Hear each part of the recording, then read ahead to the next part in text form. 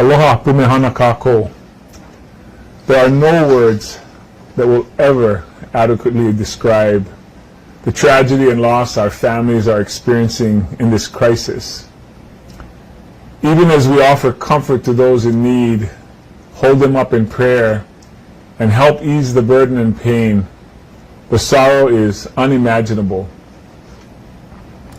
These have been incredibly difficult times for those affected by the fires that impacted Upcountry, South Maui, and Lahaina 24 days ago. In this devastating crisis, we have received incredible care and compassion from across our beloved Hawaii and the world. I want to thank our emergency first responders for their diligence and hard work when the wildfires first began, putting their lives on the line, and for some of them, even as their own homes were destroyed and their own concerns for their families set aside. Many of you who are from Lahaina have asked for assurances that you will be able to return to Lahaina before we begin any part of the cleanup phase. After the EPA removes hazardous materials such as oil, car and lithium batteries, pesticides, paints, and solvents, building inspectors will then make a determination on the safety of the structures and the immediate environment. Following that, property owners and business owners will follow a process to gain access. I want to share that we are working towards a return to Lahaina phase for residents and businesses to enter the restricted zone area just as soon as it is safe to do so. Your safety is first and foremost. We will be launching next week a website designed specifically to give daily information on how to re-enter the Lahaina town area. This will give residents and business owners the ability to visit their property. It will also have information on personal safety requirements. There have also been concerns about the oversight of the county's Emergency Management Agency. Following the resignation of Herman Andaya, we introduced the public to our interim administrator, Darryl Oliveira. He brings with him extensive experience as a former fire chief and former head of Hawaii Island's Emergency Management Agency. His time overseeing the response and recovery following catastrophic Hurricane Izelle's impact to Hawaii Island will serve Maui County well. Darryl started this week after relocating from Hilo. My team and I have been deeply and heavily focused on response decisions and activities. In the past 24 days, I have not spent time looking back in detail and instead have put energy on day-to-day needs and supporting evolving response efforts. But I do want to clear up misinformation and misunderstandings about what occurred in the early days of this disaster. There has been a heightened interest in what my team and I were involved in. Due to the impending weather report, we held a meeting in the EOC on Monday, August 7th, and it was decided by MEMA that we should go to partial activation starting at 9 p.m. that evening. 2 MEMA staff were staying at the EOC until the next day. I was alerted by Maui Emergency Management Agency staff in the early hours of Tuesday, August 8th, that a wildfire was occurring in the Upcountry area, and I reported to the county's Emergency Operating Center at around 6:30 a.m. I was aware that Herman Andaya, who at the time served as the administrator of the county's Emergency Management Agency, was on Oahu attending a scheduled emergency management meeting or conference with officials of Haima. I was also aware that Herman was in touch with his staff who were in the county's Emergency Operating Center and that a plans and operations officer within an incident command structure was present from NEMA. Members of my team were also present in the EOC.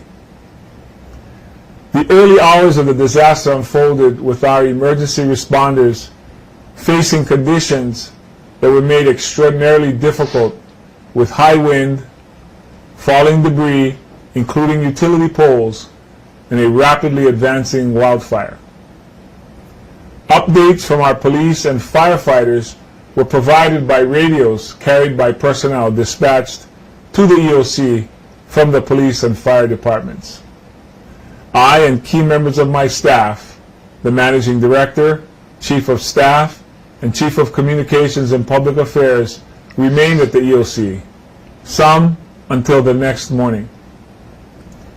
The severe gravity of the impact was not clear in the initial hours, as our firefighters and police on the ground placed all of their efforts and actions toward helping people in the affected areas.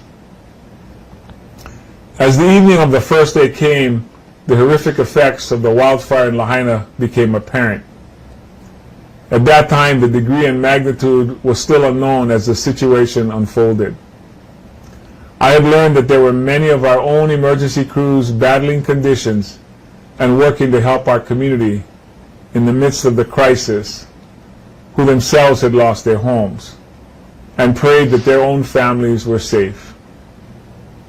And those are individuals that were working in the EOC at the time, not in the field. I became aware of fatalities on the morning of August 9th, which I shared with the Lieutenant Governor's team.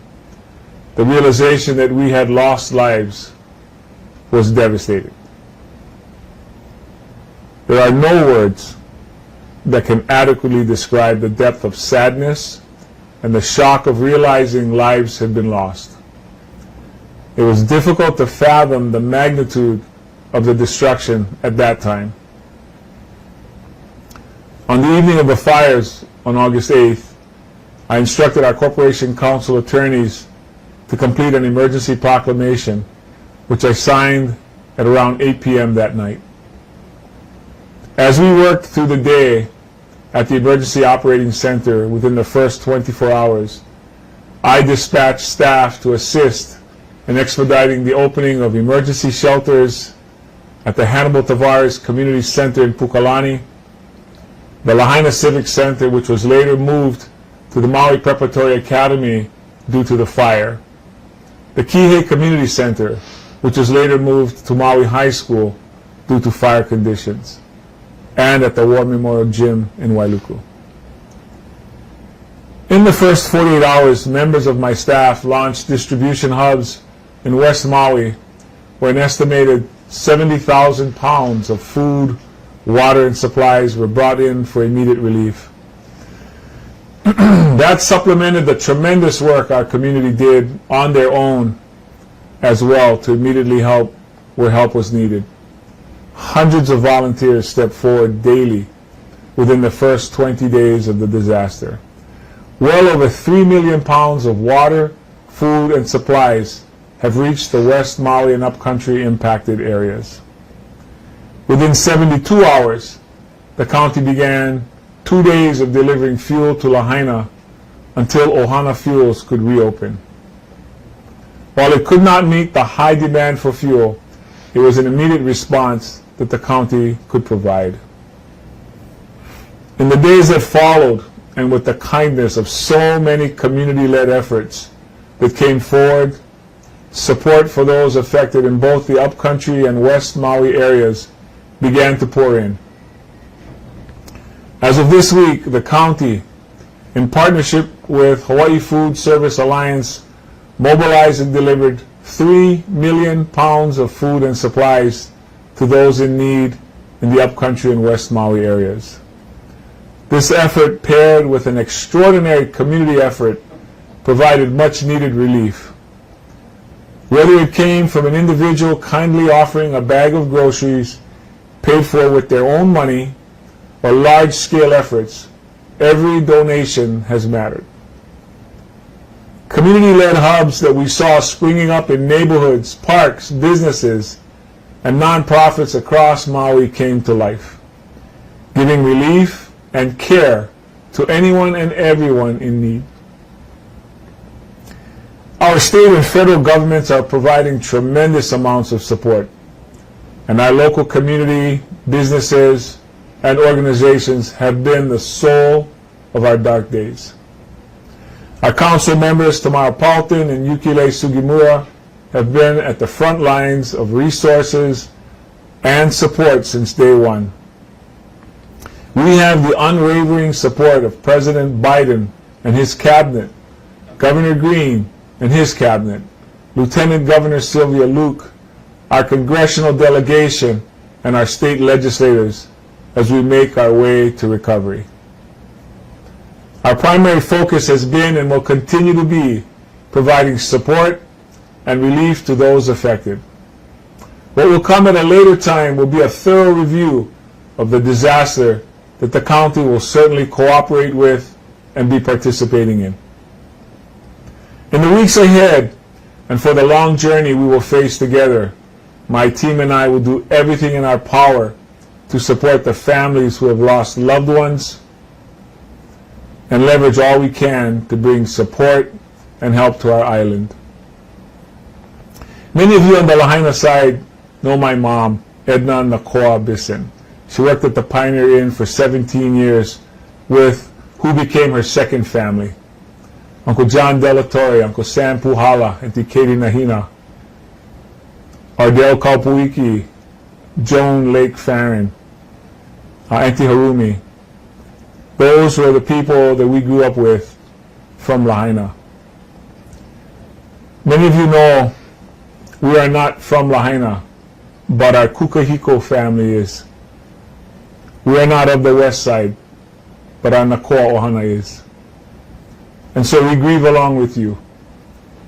As a son of Maui, with Ohana also affected by this tragedy, I want to assure you that we all champion our community's interests, our historical significance, and our cultural heritage. We will be tested as others try to divide us and even turn us against each other. However, we can be steadfast in working together, and in this time of onipa'a and lokahi, our strength is our care and our compassion for one another. So I say to you, let aloha kekahi guide us through this moment in our history as proud people of Maui. Mahalo and malama pono.